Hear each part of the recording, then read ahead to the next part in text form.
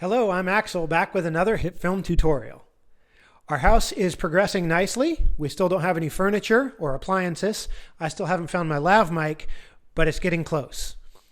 In this tutorial, we're going to be looking at the new layout panel that was introduced in HitFilm Pro 8. The layout panel dramatically speeds up positioning and alignment tasks and is a powerful tool for motion graphics work. We're not creating a specific end result in this tutorial, so you don't really need a project file to follow along.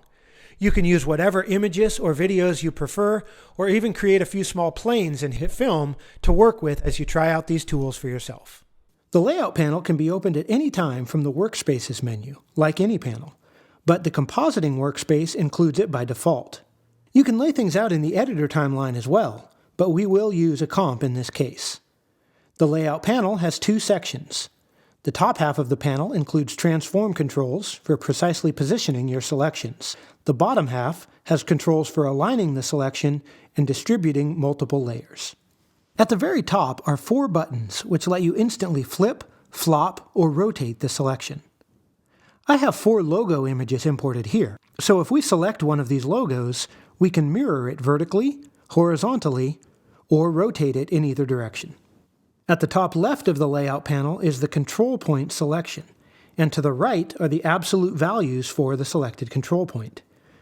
When you select a layer, a bounding box appears around its edges, and control point selection corresponds to that.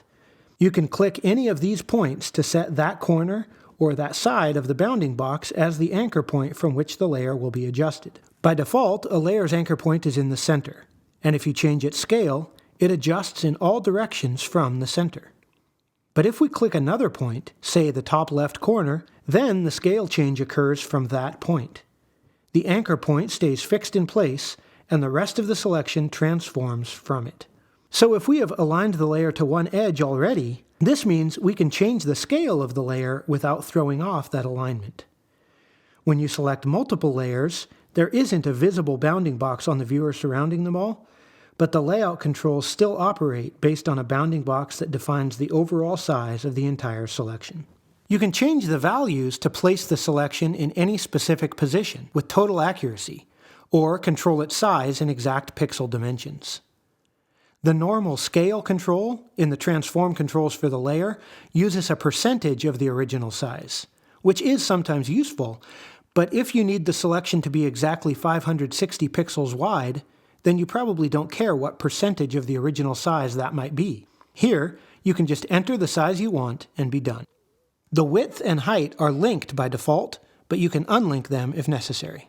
The lower half of the layout panel contains the alignment and distribution controls, which allow you to very quickly reposition your selection. Align To can instantly reposition the selected layers within the selection or the timeline. If you have a single layer selected, Align to Timeline will be the most useful. You can click any of the icons to move the layer in relation to the timeline size, positioning it horizontally in the center or on either edge of the timeline, or vertically in the center or at the top or bottom. When you have multiple layers selected, Align to Timeline will move all of the selected layers at once to the alignment you choose. But you can also choose Align to Selection. The software creates an invisible bounding box based on the outermost edges of the selection, as we mentioned earlier, and you can move the layers within that bounding box. So if we have all 4 logos selected and we align them right, they all line up with the logo that was furthest to the right. When you want to evenly space multiple objects, the distribute controls really speed things up. It is so much faster than manually positioning each layer. If we want to evenly space these 4 logos across the center of the viewer, for example, we can select them, set Align to Timeline, and click the horizontal center button to line them all up. Select the logo you want to be on the right and align it to the edge. Align another logo to the left edge.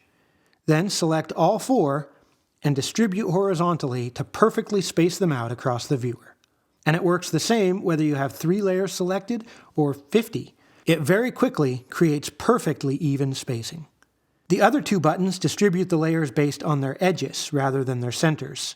Right now, it might not be obvious what they do because all of the layers are basically the same size. But if we select one of these logos and change its size, Then we see the different alignment created by each of these options. This button uses the left edge of each layer and evenly spaces those edges rather than the centers. We can also evenly space the centers, as we did to begin with, or the right edges of the individual layers. So, those are the basics of how the layout panel works. We are sure you will find it exceedingly useful, and once you get familiar with it, you'll wonder how you ever got along without it. That's it for today. Thanks for watching. Please subscribe and hit the bell icon to receive notifications of our future tutorials as well.